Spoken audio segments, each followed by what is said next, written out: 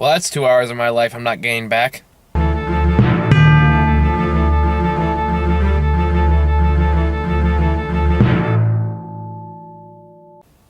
Hey guys, just a solo review today, just because I just want to get this fucking movie over with. So, this is Mortal Engines, which is not directed by Peter Jackson, despite what the trailers might try to lead you on to believe. Man, this movie sucks. This movie sucks. It's indicative of every fucking problem that, it's basically... It feels like an encapsulation of every reason why the apocalyptic YA genre died out. Shallow characters, shallow plot, kind of some cool visual elements, and okay, there's a fair amount of world building, but the plot that makes no sense, a world that inherently makes no sense, characters that are introduced that go nowhere, that you're supposed to care about when they die, and you fucking don't, because fucking nothing to do with this fucking shallow piece of shit movie. Hugo Weaving's kind of fun. But it's because Hugo Weaving. And even then, he has some lines in this that you could just read on his face that just says, man, I had to say this out loud. My favorite one was when, spoiler, he's the bad guy, where he, has to shoot someone because he's the old ruler of the city or whatever, and, he goes, you're a dinosaur, and he goes, what does that make you? And he goes, I'm the meteor. Bang! It's like,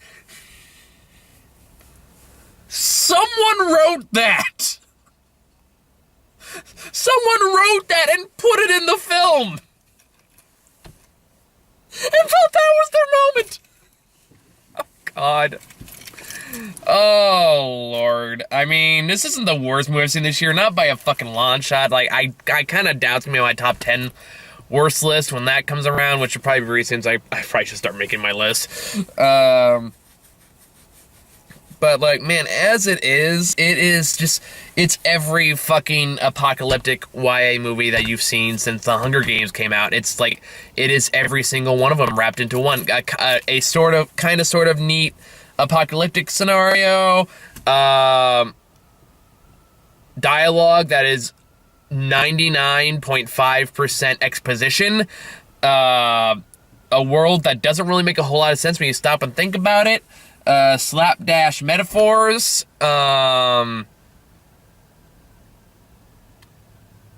a really busy plot line. God, I don't know. I'm fucking tired. So if I seem out of it, that's why. I'm trying to process this turd too, because I'm one thing I'm trying to think okay, what is this movie even trying to say? It feels like it's trying to say something, and I'm not quite sure what it's supposed to be. The most I can get out of it is that China and Eastern Europe are much better at preserving their resources than England is, I guess. Because it turns out okay, so the setup for this movie is this. If you haven't seen the trailer for whatever reason, even though it's kind of everywhere right now, is that this movie is a YA apocalyptic movie where it turns out years and years ago, a bunch of volcanoes and earthquakes and these weird nuclear bombs but not went off in the world, and they called the 60-minute war or the 60-hour war or something like that, and just blew up everything, and in order to get away from all the natural disasters that kept plaguing them, they had to put their cities on wheels, and that's why all the cities move around. And then the culture evolved, and then it turned into what they call predator cities, where it's bigger cities eat smaller cities and consume their resources, which does not make a lot of sense to me. Which, okay, as a concept, it's not a bad one. Okay, it's kind of unique, and the visuals they do to present that are kind of interesting. That's honestly the most interesting part of the film are the visual elements, but that's really about it, because as interesting as some of the stuff is to look at, there is nothing to this movie. There is no heart. There is no dedication. There are no characters. It is the environment and nothing else. And that makes this movie a shockingly boring slog to sit through. But anyway, it turns out there's this other culture in the East that are protected by a wall. And they're really good with their resources, and it's very indicative of the Chinese culture, so you have to assume that's it's some kind of metaphor for China, which I don't know if that's in the book, or that was a shameless attempt to appeal to the Chinese movie market, which, I guess if you want to do that right now, you have to be Warcraft or Aquaman-style movie. Yeah, because the movie made fucking bank, regardless of how good or bad they are. But I'm getting off topic. Like I said, my mind's all over the place right now, so I apologize again. I usually say this every time it's just me in a car, where I always apologize because I always feel like I'm rambling. And I usually am, to be fair. But no one's ever complained yet, so maybe I should stop saying that. Anyway, but this one girl named Esther, I think it's Esther. It's Ether or something like that.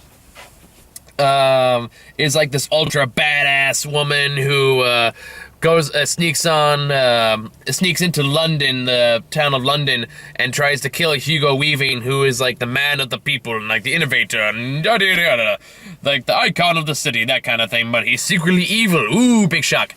And this is where I have to get into like the shit that really annoyed the piss out of me in this movie. A couple things right off the bat. Well, first, and I'll get the smaller one out of the way first. There is some, like, pop culture references that are fucking groan-inducing. And I mean a hardcore groan-inducing. Like, the first one that comes to mind is, the love interest movie, Tom, works at a historical society where I guess they would, like, collect all these, as many, like, old technology they could find from the old world. And, while London, the city, the car city, is chasing a smaller city, like a smaller little minor city around. Everything's being shaken up, and this older guy is like, "Oh no, we need to protect our American iconography," and it shows like two like steel fucking statues of the Minions, and I'm like, oh Jesus. And there's another one where they're talking about like, well, there's all the kinds of screens these people used to have, like, yes, almost like that forgot to read, and they show like the iPhone. I'm like, oh, fuck off. The one that really pissed me off and kind of made me went fuck you to the screen a little bit was there's a fucking Trump reference in this. Where it was like, wait, is this supposed to be like a metaphor for like the Trump administration or something like that? But no, it doesn't do anything with it. So this reference here makes no goddamn sense. Honestly, you can argue this is more of a metaphor for Brexit than it is the Trump administration. Because they literally put, because why is it a metaphor for Brexit? Because they literally put England on wheels and drove it away from the mainland. And they get pissy at other countries. Oh god, that really was the fucking the meta narrative of this movie. That's gonna be so dumb. I don't know if it is. I don't think it is, but it'd be hilarious if it was. Anyway, where's it going with this? Oh yeah, because once London consumes like the smaller city, they bring all the people from the smaller city into their own civilization. We go to into their own city, which goes into the part that bothered me about how this world makes any logical sense. Now, granted, I don't want to spend too much time on that. Well, this doesn't make sense or that doesn't make sense, because that's not really a criticism so much as just picking on plot holes. But that being said, if a movie's so boring and so uninteresting that I'm thinking that hard about it, then that's kind of its own movie's fault as far as I'm concerned. So it's catch-22, and a bit hypocritical as far on my part, I'll admit. Anyway. But while they're bringing all these people in, there's this announcement over the loudspeaker that says, like, children will temporarily be taken away from their parents. I'm like, oh, fuck you. Fuck you. You fucking mortal engines are gonna, like, are gonna brain up that shit in this movie. Like, if you're gonna do that, fucking do something with it. But it's a throwaway line. It's never brought up again. Nothing's done with it. So, like, okay, fuck you. That pissed me off. Because, like, oh, you are not the movie to talk about that. You are not the movie to talk about that. Like, I would have rather you made a pussy-grabbing reference than fucking bring that up. One of the most greatest national shames right now. That's fucking cool. That's the top. I don't want to get into that. Nope, not doing it right now.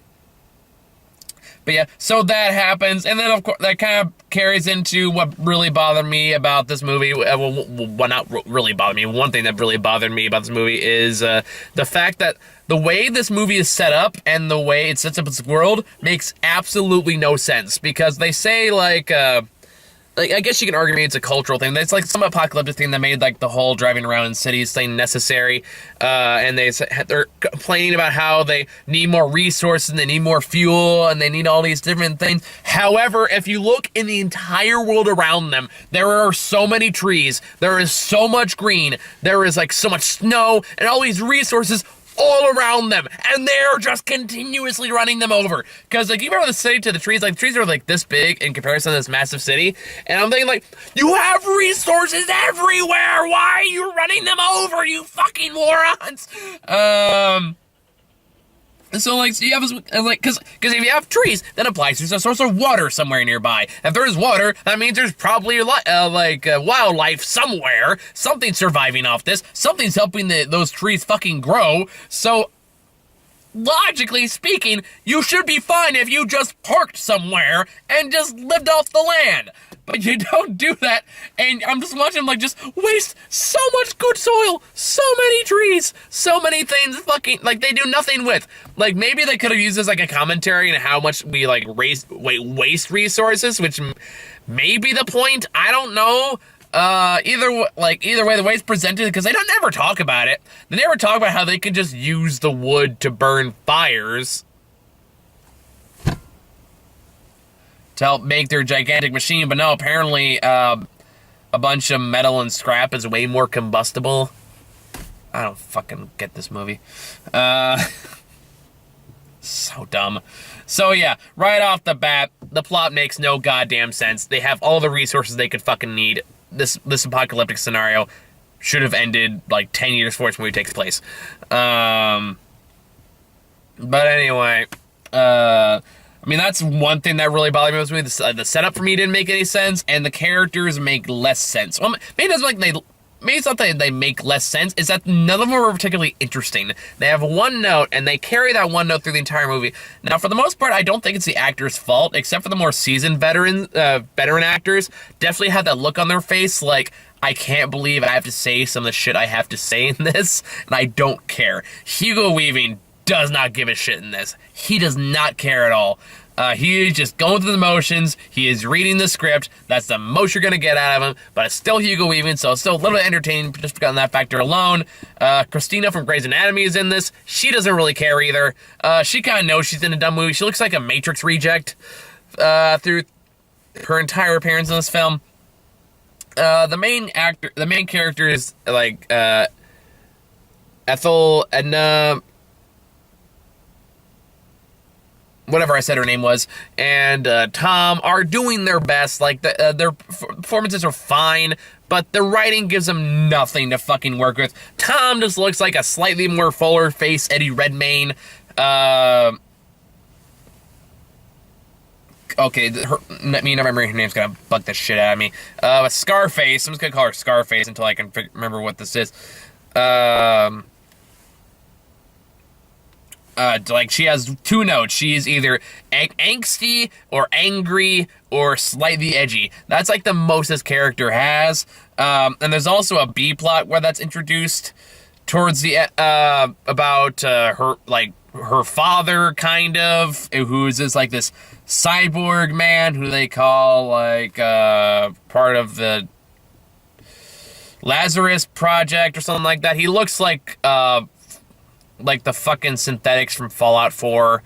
It's kind of a cool design, and it's one of the better characters in the movie, but it's still, like, and, like, this movie has no subtlety whatsoever. Like, anything you could, like, this movie does not trust you to figure out the subtle nuances of the characters on your own, so it feels like it has to overtly explain it. It's one of those dumb movies, especially for a YA movie. This movie does not trust its audience in any way, shape, or form.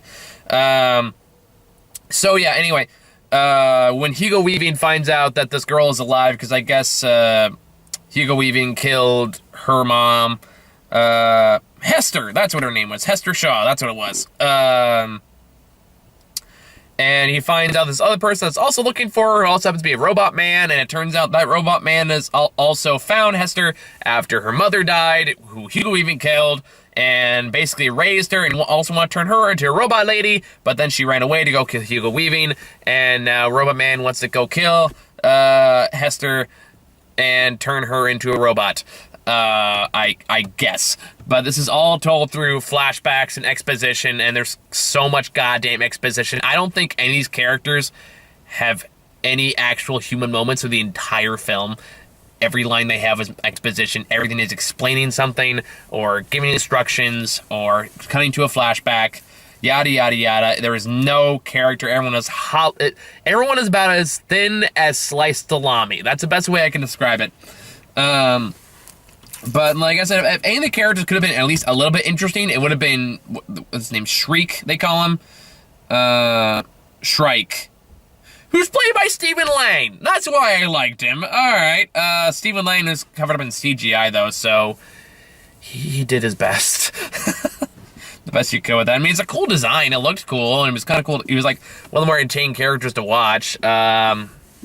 But his plot is over so quickly that, again, I was thinking, like, okay, what was the point of all this? What did this actually do? What did this add? Because once he dies, like, towards the end of the second act, he's never mentioned again. He's never brought up. His entire plot line was entirely pointless. But, yeah, anyway, so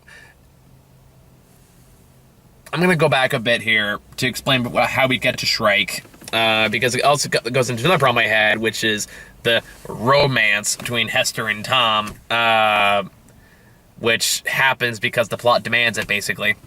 Where, after Hester fails to kill Hugo Weaving, Tom, like, steps in to try to stop her, and then, they both end up falling off the city car, and, Hester wants nothing to do with him. Tom cleans on because he doesn't have anywhere else to go, and, I want to say love romance blossomed at some point, but not really so much as they spend enough time together.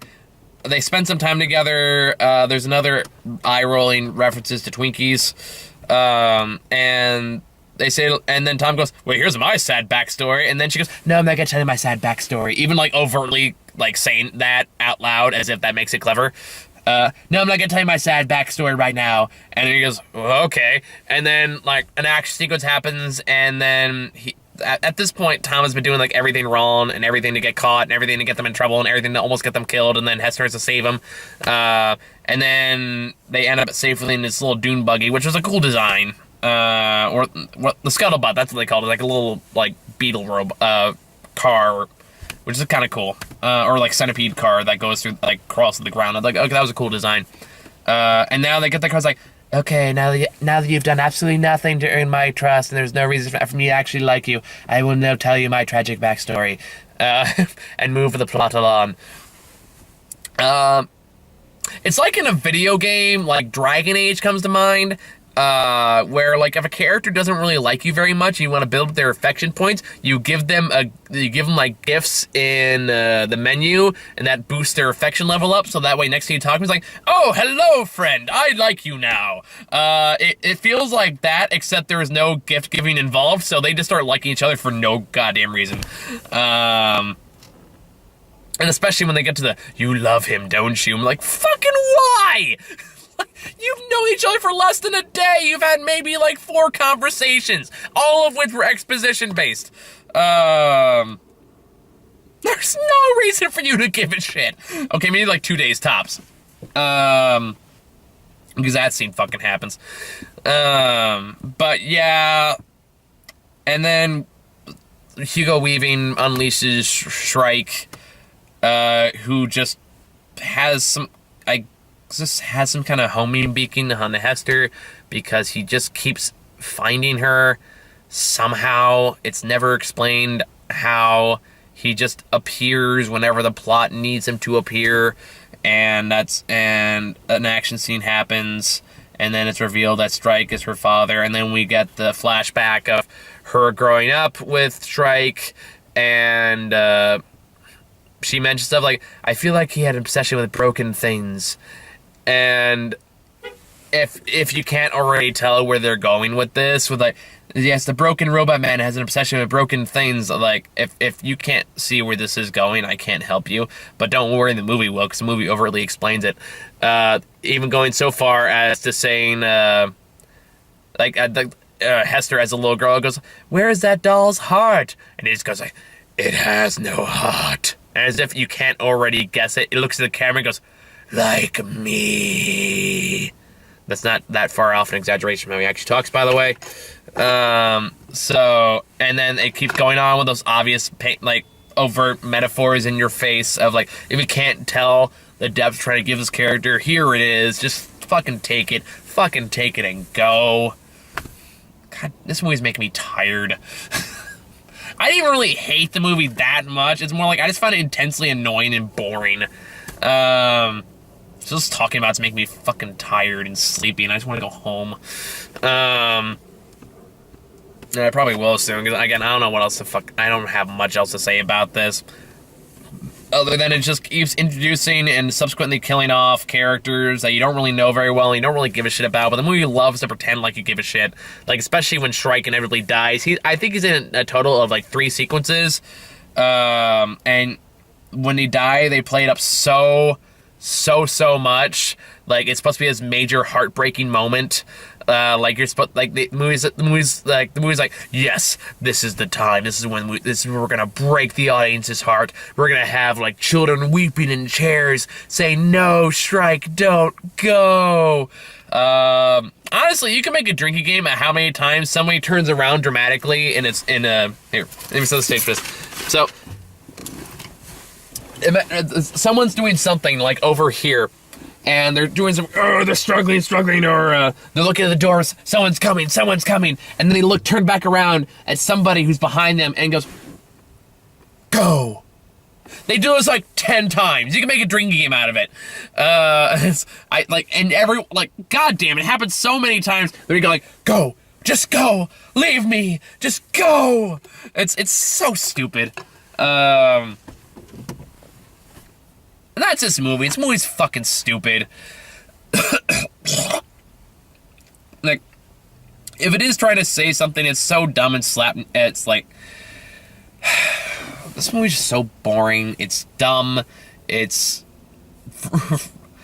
I mean, I'm just gonna repeat myself now. I'm just so tired, and I want to go home so badly. So, if I had to say, like, the redeeming qualities of the film, like I said...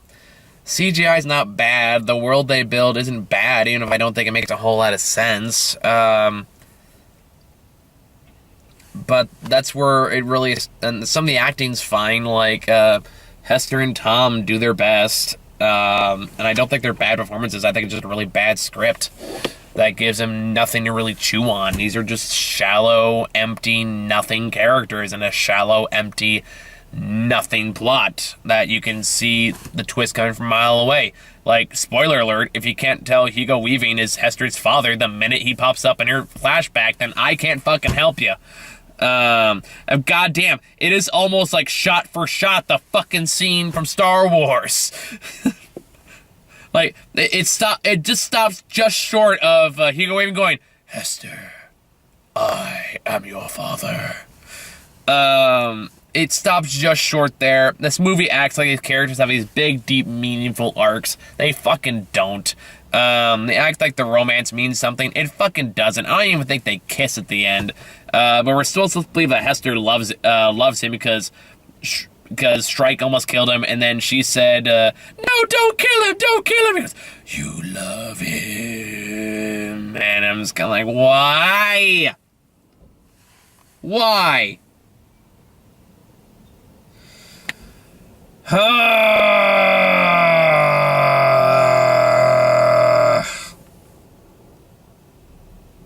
This movie sucked. This movie sucked. Yeah, don't go see it. It's not worth your time. It's just, this movie is a waste of my fucking time. And yeah, outside the visuals, I can't really think of anything to recommend. I can't recommend this as just a fun popcorn movie because I didn't have any fun. There's no emotional investment. There's no reason to care. It's just a bunch of nothing with no real resolution, I guess. I guess there is kind of, but I didn't feel fucking anything. I just want to go. I was counting down the time so I can leave. So let me just go over trailers really quick. First trailer I got was Replicas, which is where Keanu Reeves pretends to be a scientist. That looks awful.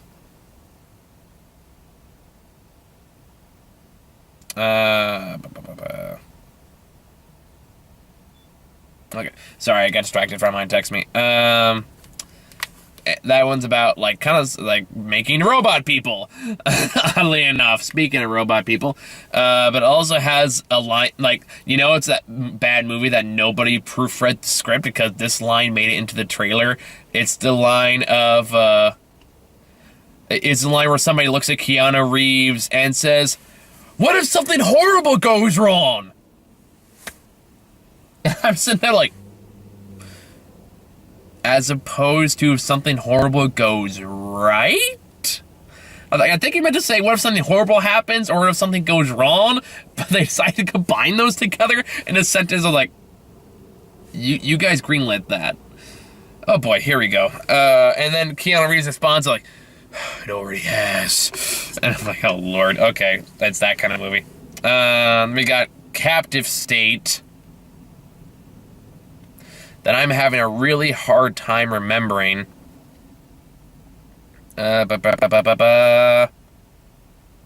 Captive State, what are you?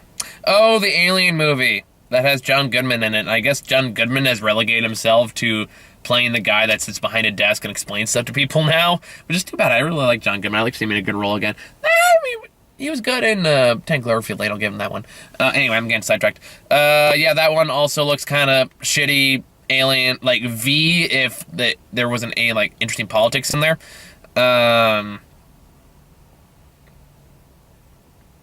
Yeah, I'm getting distracted. Sorry. Then Pet Sematary, I've talked about before. Escape Room, I've talked about that before. Aquaman. Yeah, these are all the trailers I've talked about before. So I really don't have like. I think if I had to say one more point about Mortal Engines, it'd probably be this.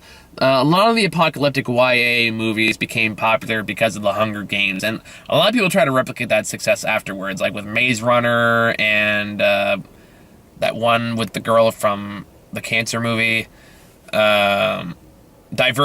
That's what I'm thinking of, and all kinds of other copycats like it, and all of them try to do the same kind of thing, except none of them understood what made Hunger Games good, and that was the actual social commentary, the fact that it actually made social commentary. It wasn't about the apocalypse. It wasn't about like their other like the rich versus poor scenarios they got going on. It was about how they made commentary about reality TV and how they made about propaganda, and those the more like and how they used that to survive, and all that stuff was interesting and refreshing, and we hadn't gotten that before. And the only one that really sucked was the last one. That's because it kind of dropped all of that. Even the third one was the third or fourth one. No, third one. That was like that one had some interesting like war propaganda themes going for it and stuff like that. That's what made those movies interesting. It was more about the social commentary than the actual events of the movie. And when you took that out, you had the last movie, which kind of sucked. But ever since then, all the YA apocalypse movies have all just been the last Hunger Games movie over and over and over again, and that's why the genre died out. That's why like Maze Runner bombed. The last Maze Runner like bombed, and that's why the last Divergent movie didn't even get made. Because like none of them really knew how to capture that same effect and that same cleverness, that same intelligence that the Hunger Games movie had. And Mortal Engines is no different. In fact, it just kind of picks up all the bad cliches from other bad YA apocalypse movies and does nothing with them.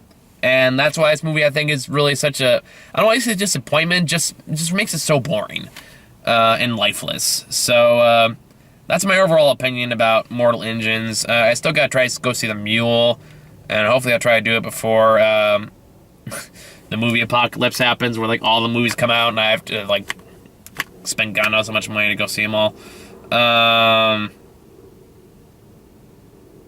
Yeah, I got nothing, man. This movie sucked. And next week, like, all the movies come out, so I'm gonna be really busy next week. Or at least I'm gonna try to, because that's also Christmas.